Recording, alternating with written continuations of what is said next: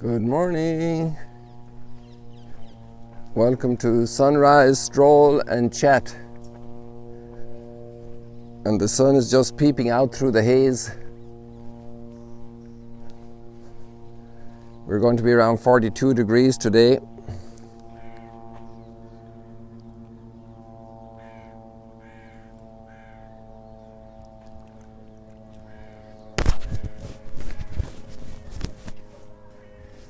That's about 108, 110 degrees Fahrenheit. There's also quite a bit of humidity, which makes it a little sticky.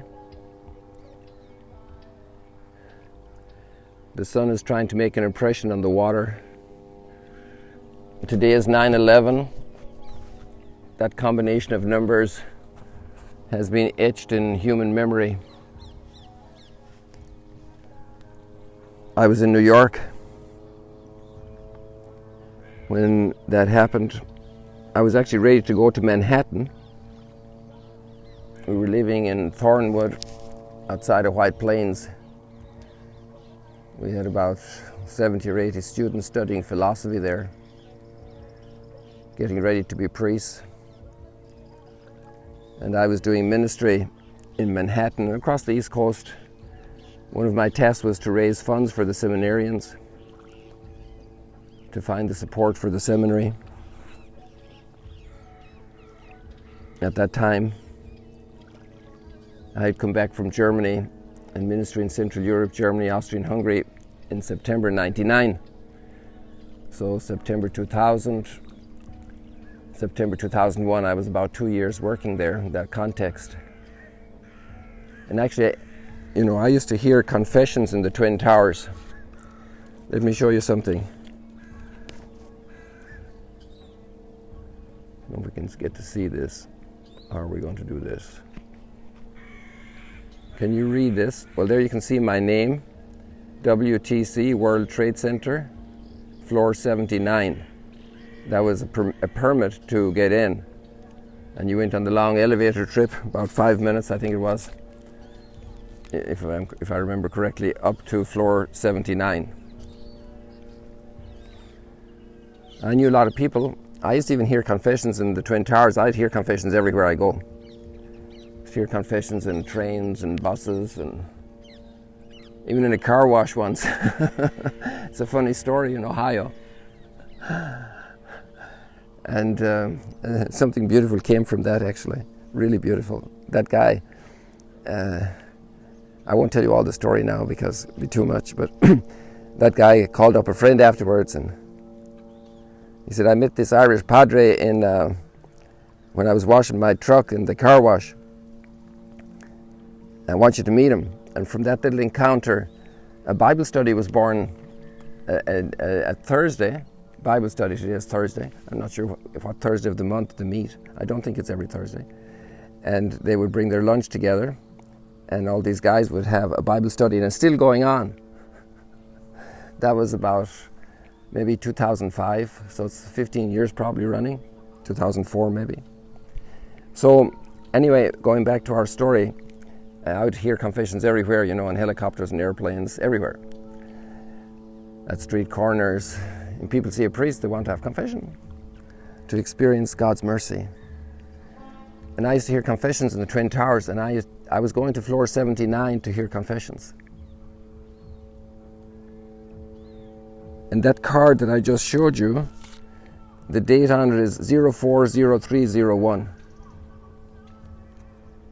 You can see there again. Look at 040301. And the company had a headquarters up there. And there were actually two girls working on that floor. They were sisters. They were serving in the reception. And I found out a couple of months later that they had called their family about 20 minutes before the building fell. So there's absolutely physically impossible for them to have gotten out in those conditions. And they were very nice, they were kind, very helpful. So a lot of personal stories in 9/11. And I'm not sure how you remember it. and what you draw from it. Then I have this card here. I don't know if you can see it here. Let's see. Yeah, there we go. You see? And Eamon Kelly, Roman Catholic priest. And Z was for ground zero, access to ground zero. And 92 was Pier 92. And 94 was Pier 94. And E was, I think it was emergency center. F was family area. There was a huge area for families to meet. C was a cafeteria. And M, in black, was morgue. I'd tell you another story another time about how I got that card, because most people got access to one place, and I didn't ask for that, but I was given that because of a mean thing somebody else did to me, who was supposed to be certifying clergy, and somebody saw the treatment and called me into a head office, and they just stamped out the card and said, "Father, you do all you need to do here." And for those 3 days I was everywhere in Manhattan with people on the streets. It was amazing to see all the social barriers break down. And people who would normally not have talked to each other, maybe they'd have gone on the other side of the street, they were bringing out food from their homes to people waiting in line. One of the places that was a good place to be those days was there were information centers, and people were lining up because they wanted to find out if there was any news about their colleague at work, if there was any news about their spouse, about their family. And they were trying to put together a whole database of information about people who were lost. So people would report, "I haven't seen this person since this morning, I didn't hear anything," or "since yesterday I didn't hear anything," or then it was 2 days, or then it was 3 days, got no news. So they were trying to piece together all the information to see if there was somebody in a hospital or wherever, until the whole truth of what happened dawned on everybody.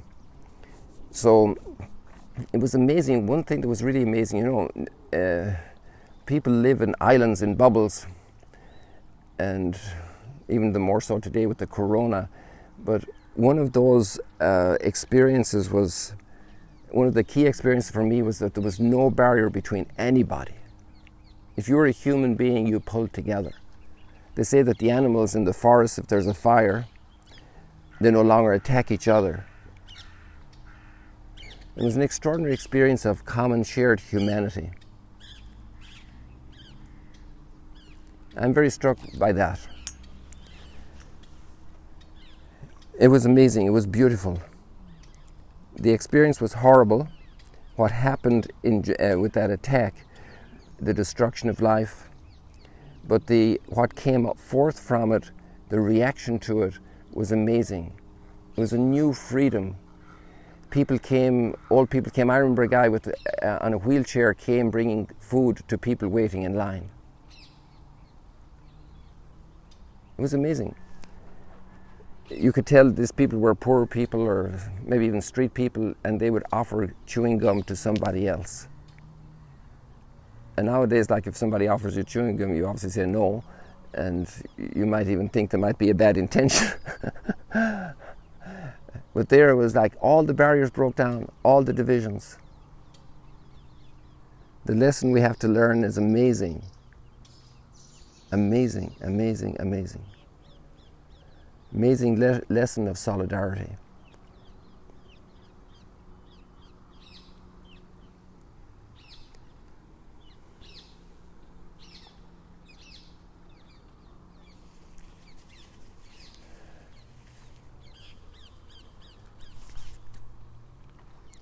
In this regard, the readings today are very powerful. They're kind of intense, and intensity can be a great thing when it's properly directed. It accomplishes a lot. It can be very destructive if it's improperly directed.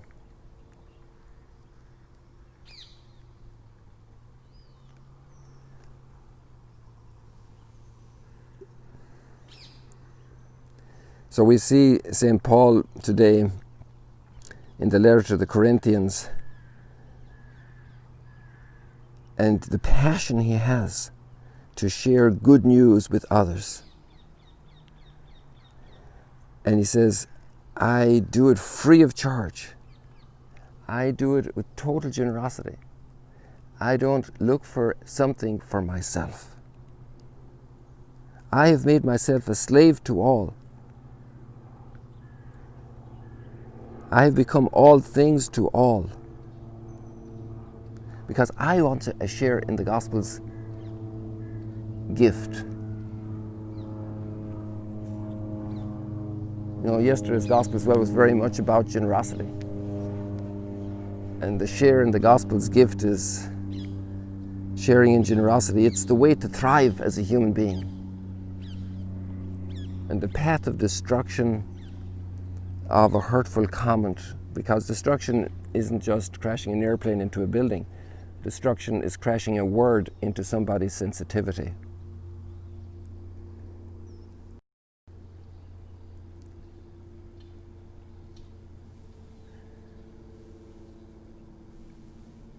How many bombs are thrown verbally? And maybe even without a word, just a look. A look. How a look can encourage somebody and how a look can destroy somebody. I'm going to go up a new path today, up here among these rocks. If I hit something, you'll understand why.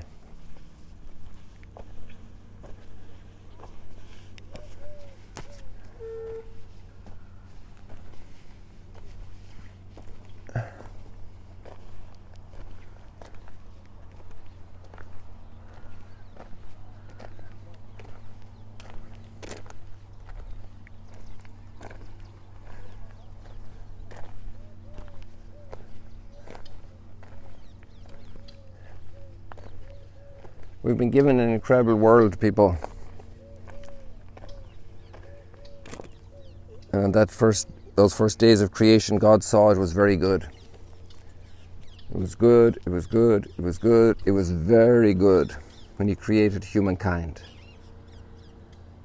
man and woman.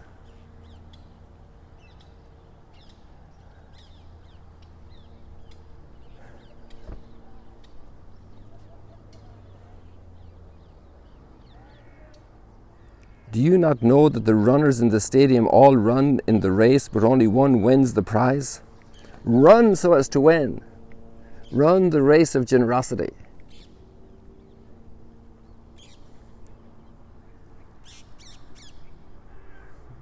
Every athlete exercises discipline in every way. Imagine the Olympic medalists. I remember reading 10 or 12 years ago how the average medal winner, bronze, silver, gold, in the Olympics, practiced 4 hours daily for 6 years consecutively, every day.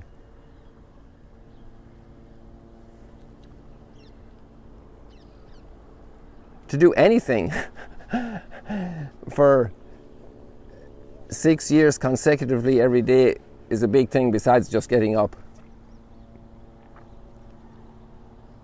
I realized I'm in 5 years on Instagram since April, and I haven't done it every day. Now I'm doing it every day, the live stream in the morning for the last month or so. But 6 years, every day, training, 4 hours of physical endurance, stretching the limits, pushing the boundaries, diet, forfeiting other type of activities. Every athlete exercises discipline in every way. And we are striving for a crown that will not perish. I do not run aimlessly, as if I were shadowboxing. I drive my body and train it. I drive my body and train it. What intensity. But it's intensity for others. It's intensity to be part of the gospel. Here it's very serene this morning, so it's not like intense. It's different than the message. And there's also that part of the spiritual life which is we are receiving gift. So our hands are out. We're like almost sitting down like somebody at a big party, grandma, and it's her birthday party. She's 85, and she's sitting down, relaxing, and she's enjoying all the gifts pouring back at her. Our spiritual life is very much gift receiving from God, but it's also a call to engagement, to getting our act together. And this language of St. Paul is very powerful. I drive my body and train it for fear that having preached to others, I myself should be disqualified. Because I'm called to get my act together. Sometimes the circumstances change and there's a storm on the sea and you just can't just go out there and paddle away. You have to deal with rough waters. And we pray for everybody today that's dealing with very rough waters. Financially, economically, health-wise.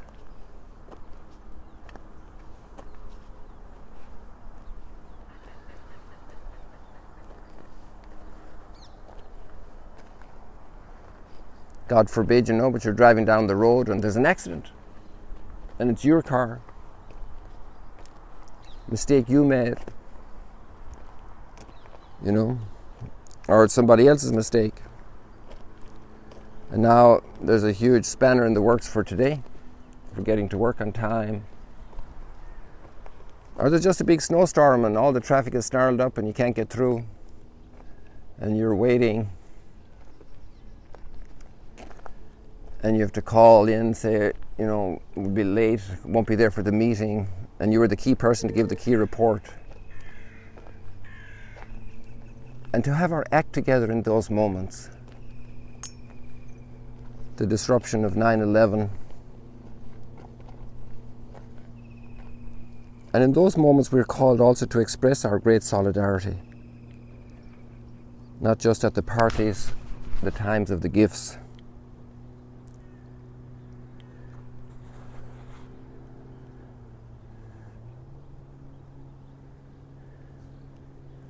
Our psalm verse this morning is, "How lovely is your dwelling place, Lord mighty God," from Psalm 84.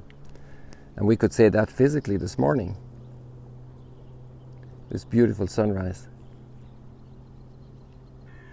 How lovely is your dwelling place, Lord mighty God.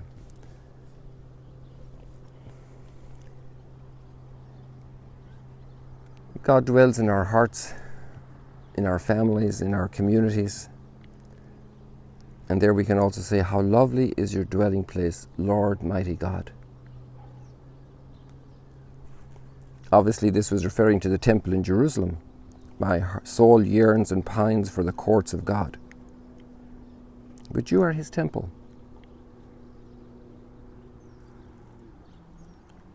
My heart and my flesh cry out for the living God. And God met that cry and put the Holy Spirit into our hearts. Dwells in us, we are temples of God. Even the sparrow finds a home and the swallow a nest in God's temple. And you are his temple.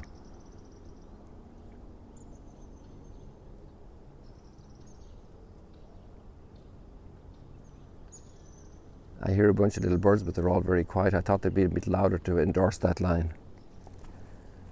Even the swallow finds a nest. Oh, by the way, you remember we saw the birds yesterday for the first time, the green ones? Well, one of the guides mentioned yesterday, I think they were called drora, these birds. And then he mentioned afterwards another species. And both of these are invasive species. They're only here in the country for about maybe 20 years.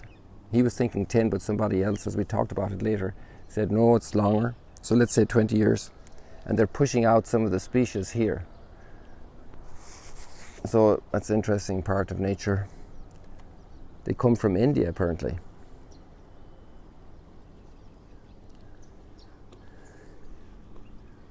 Even the sparrow finds a home and the swallow a nest. We had sparrows at home in Ireland. We had a thatched roof in our house, and they nested there. They were a bit of a mess, a bit of a plague. And then the swallows would come every summer and spend the summer in Ireland.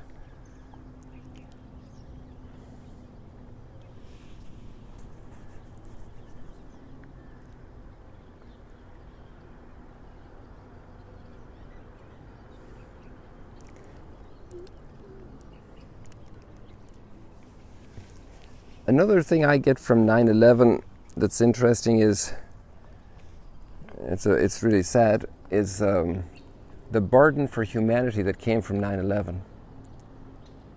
Not just the damage on the day, but the consequences afterwards. There were political and military consequences, but there were also just civil consequences. And one of those was, before 9/11, you need to take a flight, you went to the airport and you just walked onto the plane. And now you have to be there 2 hours earlier, and you go through all kinds of security checks because you can't be trusted.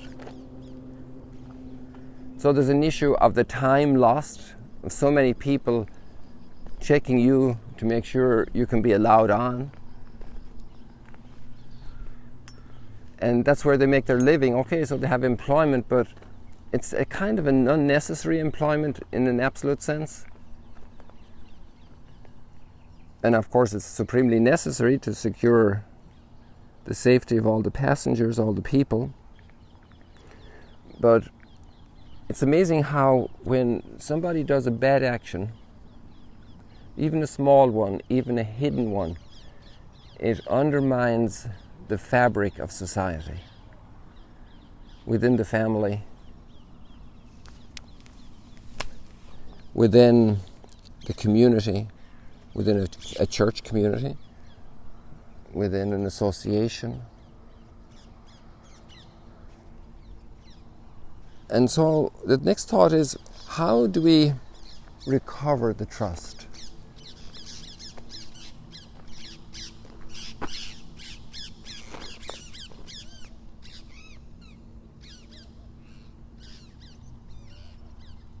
How do we recover the trust? And if it takes quite a bit of effort to recover trust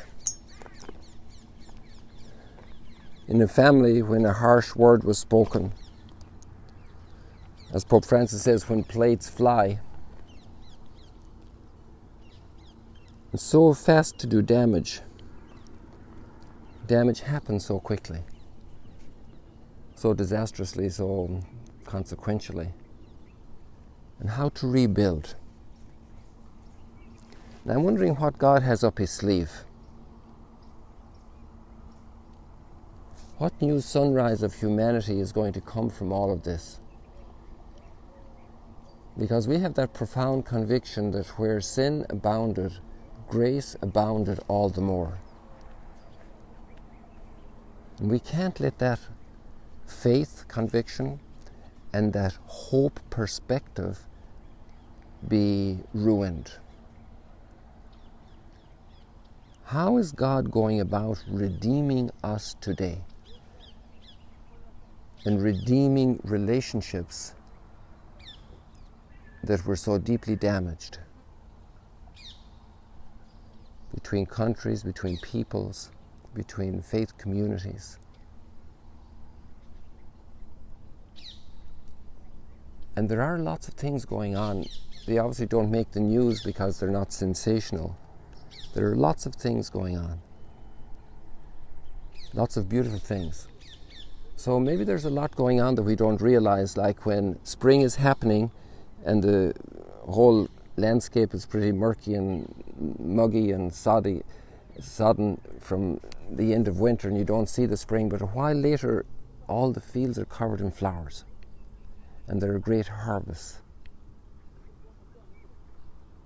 So what's the harvest that's coming after all this misfortune, after all this evil?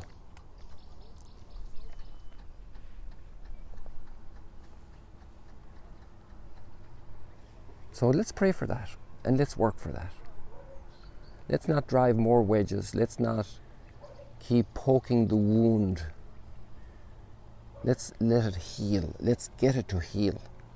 Let's find a way to bring that redemption.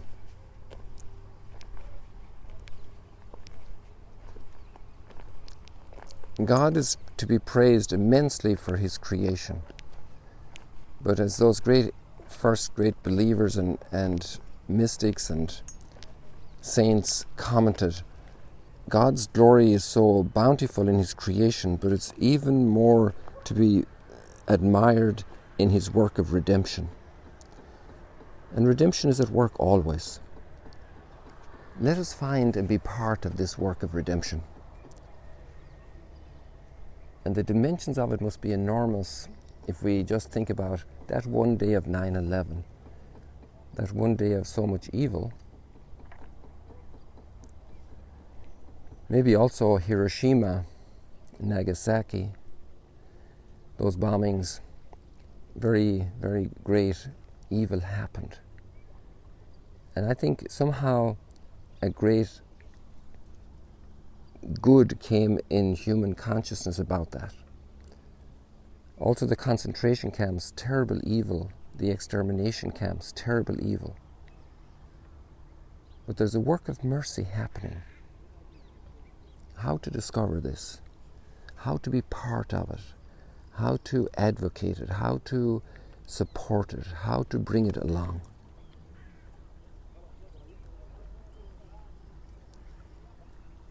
May God bless you this morning from the Sea of Galilee, and you be a blessing and a sunrise and an advocate, a person who's out there healing and reconciling and lifting up and being part of the redemption of humanity.